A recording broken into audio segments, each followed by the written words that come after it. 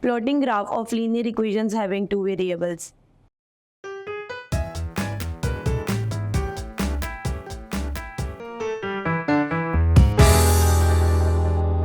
Assalamu alaikum. I welcome you all on the platform of digital academic provided by Moonlight International Publishers. Hello my dear students, I'm your maths teacher. My name is Aisha. Where today's topic is about plotting a graph of linear equation having two variables. Students, आज की video में हमने एक equation देखनी है जिसके अंदर आपके पास वेरिएबल्स फॉर एग्जांपल x और y मौजूद होंगे. आपने क्या करना है, उस इक्वेशन को यूज करते हुए जिसमें दो वेरिएबल्स आ रहे होंगे, जिसमें एक डिपेंडेंट वेरिएबल होगा और दूसरा इंडिपेंडेंट वेरिएबल होगा, आपने इस इक्वेशन को यूज करते हुए इसके अंदर आपने वैल्यूज पुट करनी है और आपने इसके अकॉर्डिंग x के अकॉर्डिंग y के आंसर्स निकालते जाने हैं.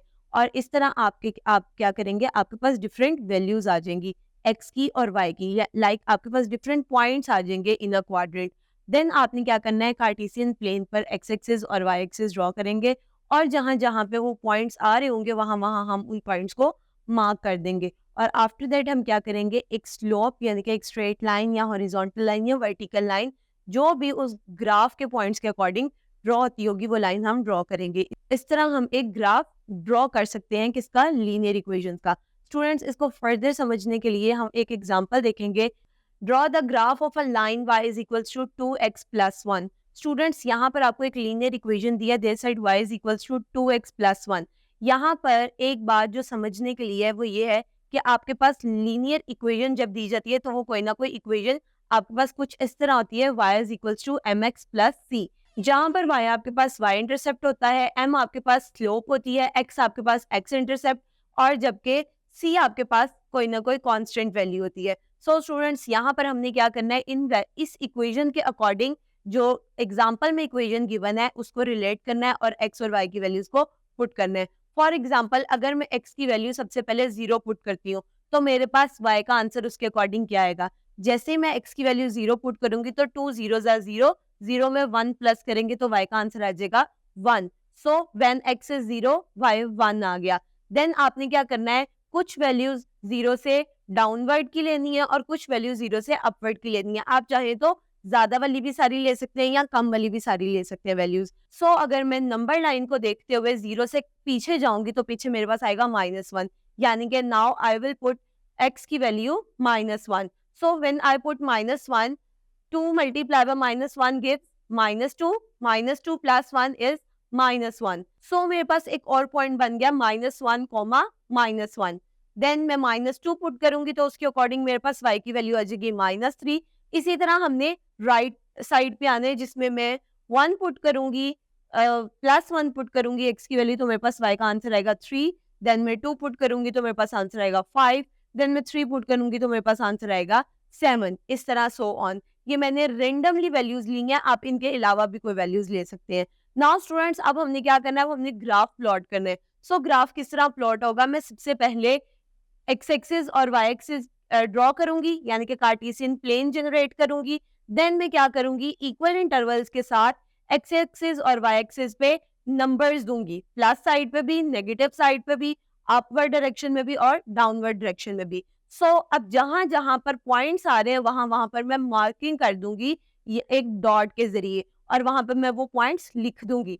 आफ्टर दैट मैंने क्या करना है स्टूडेंट्स, मैंने इन पॉइंट्स को आपस में मिला देना है. स्टूडेंट्स, यहाँ पर हमने क्या किया था, बेसिकली जहां पॉइंट आ रहे थे ना हमने उनको डॉट्स भी बनाया कि अगर ये पॉइंट यहाँ पर आ रहा है तो ये y इंटरसेप्ट की तरफ कहाँ जा रहा है और x इंटरसेप्ट की तरफ कहाँ पर जा रहा है. सो इस तरह क्या हुआ, हमने डॉटेड लाइन से पॉइंट्स को जनरेट किया. आप ये डॉटेड लाइन किसी दूसरे कलर से बना सकते हैं. देन जहां जहां पर पॉइंट्स आ रहे थे आपने उन पॉइंट्स को आपस में मिला देना है और इसको मिलाने से आपके पास एक स्लोप जनरेट हो रही है और इस लीनियर इक्वेशन का ग्राफ प्लॉट हो रहा है. नाउ स्टूडेंट्स, अब हमने डिस्कस करना है ग्रेडियंट ऑफ अ लाइन, यानी कि ये जो ग्राफ मेरे पास जनरेट हुआ है इसका ग्रेडियंट क्या है, यानी कि इसकी स्लोप क्या है. स्लोप आपके पास पॉजिटिव भी हो सकती है, नेगेटिव भी हो सकती है और ये आपको बताएगी कि आपके पास जो with the passage of time values जो है वो इंक्रीज हो रही है या डिक्रीज हो रही है. इस तरह आप ग्रेडियंट फाइंड आउट कर सकते हैं. अगर मैं बात करूं स्लोप ऑफ द लाइन की, तो slope of the line basically आपके पास ग्रेडियंट है, यानी कि आपके पास स्लोप आ रही है कि आप स्लोप की डायरेक्शन आ रही है और उसकी स्टीपनेस आ रही है कि वो स्लोप किस तरह की है. तो हम ग्रेडियंट ऑफ लाइन को स्लोप ऑफ लाइन भी कह सकते हैं। देन फाइंडिंग द स्लोप, अब हमने स्लोप किस तरह फाइंड आउट करनी है। स्लोप फाइंड आउट करने के लिए यहाँ पर मेरे पास एक फॉर्मूला है, स्लोप बेसिकली हम कहते हैं m को। So m is equals to change in y divided by change in x। और स्टूडेंट्स पिछली वीडियोस में हमने चेंज पढ़ा था यानी कि delta y, m is equals to delta y over delta x, यानी कि y2 minus y1 divided by x2 minus x1। इस तरह आप स्लोप फाइंड आउट कर सकते हैं। इसके लिए भी हम एक एग्जांपल देखते हैं स्क्रीन पर। Find the slope of the line containing points a 2,3 and b 7,4। a हमारे पास यहाँ पर दिया हुआ है 2,3 एंड b हमारे पास दिया हुआ है 7,4। स्टूडेंट्स बेसिकली हमारे पास यहाँ पर x1 और y1 क्या है, x1 मेरे पास 2 है और y1 मेरे पास 3 है। इसी तरह मेरे पास x2 7 है और y2 4 है। मैंने क्या करना है, इस फॉर्मूला के अंदर जो भी हमने स्लोप का फॉर्मूला सीखा था, स्लोप के फॉर्मूले के अंदर ये वैल्यूज पुट करूंगी और मैं स्लोप का आंसर निकाल लूंगी। Like m is equals to y2 minus y1 divided by x2 minus x1। y2 मेरे पास यहाँ था 4, y1 था 3, सो 4 माइनस 3 डिवाइडेड बाय 7 माइनस 2, क्योंकि x2 मेरे पास 7 था और x1 मेरे पास 2 था, तो 7 माइनस 2। सो स्टूडेंट्स जब मैं 4 में से 3 माइनस करूंगी तो मेरे पास 1 आएगा, 7 में से 2 माइनस करूंगी तो 5 आ जाएगा। इस तरह मेरे पास इस पॉइंट्स की स्लोप आ जाएगी m इज इक्वल टू 1/5। इसी तरह स्टूडेंट्स आपके पास एक्सरसाइज में जो क्वेश्चंस हैं आप उनको सॉल्व करेंगे। स्टूडेंट्स अब हमने सीखना है कि ग्रेडियंट यानी कि जो स्लोप थी हमारे पास वो पॉजिटिव कब होती है और नेगेटिव कब होती है। डेफिनेटली जब with the passage of time x और y की वैल्यूज बोथली इंक्रीज हो रहे हो तो हम क्या करेंगे, हमारे पास ग्रेडियंट उस टाइम क्या आएगा, पॉजिटिव आएगा। लेकिन अगर मेरे पास किसी भी एक x या y की वैल्यू ज्यादा होने से दूसरी वैल्यू ऑटोमेटिकली कम हो रही हो तो उस टाइम मेरे पास स्लोप यानी कि जो ग्रेडियंट है वो डिक्रीज हो रहा होगा, विच मीन्स दैट कि आपके पास स्लोप जो है वो नेगेटिव आ रही होगी। फॉर एग्जाम्पल यहाँ पर अगर मैं कह रही हूँ कि मेरे पास P है 2,3 और Q है मेरे पास 4,6, तो स्टूडेंट्स जब मैं यहाँ पर वैल्यूज पुट करूंगी 6 माइनस 3 डिवाइडेड बाय 4 माइनस 2 यानी कि y2 minus y1 divided by x2 minus x1, तो मेरे पास आंसर आ जाएगा 3/2। यहाँ पर अगर हम देखें तो मेरे पास दोनों वैल्यूज, क्योंकि जो दोनों वैल्यूज है यानी कि जो x2 और y2 है ये ज्यादा हो रहे हैं। ज्यादा होने का मतलब है कि आपके पास आंसर क्या आ रहा है, पॉजिटिव आ रहा है।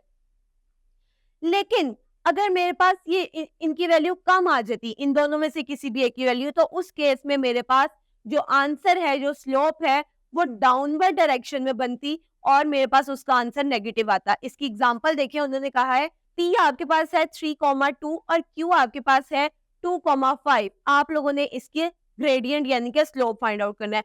सो स्लोप का फॉर्मूला था y2 minus y1 divided by x2 minus x1। Now students जब आपने यहाँ पर y2 की वैल्यू पुट की दैट इज 5, y1 की वैल्यू पुट की that is 2, so 5 minus 2 divided by, अब देखें यहाँ पर मेरे पास x की वैल्यू अगर मैं देखूं तो x की वैल्यू 1 वाली मेरे पास बिगर है और 2 वाली मेरे पास स्मॉलर है, यानी कि 2 माइनस 3 हो जाएगा। सो इस वजह से मेरे पास आंसर क्या आएगा, -3/1, जो कि अल्टीमेटली क्या हो जाएगा, -3। यहाँ पर स्टूडेंट्स मेरे पास स्लोप जो है वो नेगेटिव आ रही है। इस तरह की जो लाइन है, जो ग्राफ ड्रॉ होता है वो आपका डाउनवर्ड डायरेक्शन में होता है। जो स्ट्रेट लाइन होता है वो अपवर्ड होता है, जो डाउनवर्ड होता है वो इस तरह होती है स्ट्रेट लाइन उसकी। सो स्टूडेंट्स इस तरह क्या आप करेंगे, स्लोप फाइंड आउट कर लेंगे। अगली बात करते हैं जो मैं वीडियो के स्टार्ट में बात की थी, एक्स इंटरसेप्ट या वाई इंटरसेप्ट, ये क्या चीज होती है। बेसिकली अगर मैं इंटरसेप्ट की बात करूं तो इंटरसेप्ट की डेफिनेशन उन्होंने आपको स्क्रीन पर दी है। When a portion of a straight line cut off a line on the coordinate axis at a point is called intercept।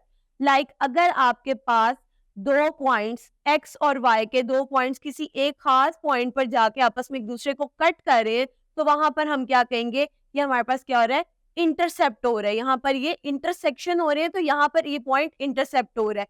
जो यहाँ पर जिस पॉइंट पर क्वाड्रेंट के अंदर दोनों पॉइंट्स आपस में मिलेंगे वो उनका इंटरसेप्ट होगा। फॉर एग्जाम्पल अगर मैं बात करती हूँ y is equals to 2x plus 4, यहाँ पर अगर मैं y की वैल्यू 0 ले लेती हूँ तो मेरे पास x का कोई ना कोई जवाब आएगा, that means that is x intercept. और अगर मैं यहाँ पर x 0 ले लेती हूँ तो मेरे पास y का अल्टीमेटली कोई आंसर आएगा, दैट इज y इंटरसेप्ट। इस तरह स्टूडेंट्स आप किसी भी एक वैल्यू को उसके ओरिजिन से स्टार्ट करके दूसरी वैल्यू का इंटरसेप्ट फाइंड आउट कर सकते हो, दूसरी वैल्यू का इंटरसेक्शन फाइंड आउट कर सकते हो on the origin. Now students come to the exercise. इसका क्वेश्चन नंबर 3 से हम स्टार्ट करेंगे। क्वेश्चन नंबर 3 में उन्होंने क्या, plot the following and connect all the points with a straight line. It's so simple students, आप लोगों ने ग्राफ ड्रॉ करना सीखा है, आप लोगों ने ग्राफ ड्रॉ करना है। जहां जहां ये पॉइंट्स दिए हुए हैं आपने वहां वहां उन पॉइंट्स को मेंशन करना है, उन एक्स के लिहाज से वाई की वैल्यूज लिखनी है और देन आपने क्या करना है, उन सब पॉइंट्स को आपस में मिला देना है। वो डेफिनेटली कोई ना कोई स्ट्रेट लाइन बनाएंगे। Now students come to the question number 4। Come to the question number 4, students. What is the equation of horizontal line that passes all through the points of this? अब यहाँ पर आपको points दिए हुए हैं, आपने क्या करना है, इक्वेशन जनरेट करनी है। इक्वेशन कैसे जनरेट करेंगे? सबसे पहले जो पॉइंट आपको दिया है 3,5, इसके जरिए आप m की वैल्यू निकालेंगे। m की वैल्यू अगर आप नहीं भी निकालते तो बेसिकली 3 आपके पास x है और 5 आपके पास y है, तो आपने y is equals to M X plus C में ये वाली वैल्यूज पुट करनी है और आपके पास एक हॉरिजॉन्टल लाइन की इक्वेशन जनरेट हो जाएगी।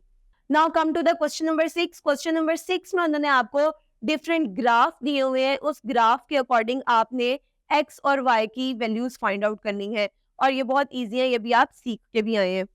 सो स्टूडेंट्स, ये थी हमारी आज की वीडियो में। उम्मीद करती हूँ आपको आज का लेक्चर समझ में आया होगा। Stay tuned till next video. अल्लाह हाफिज।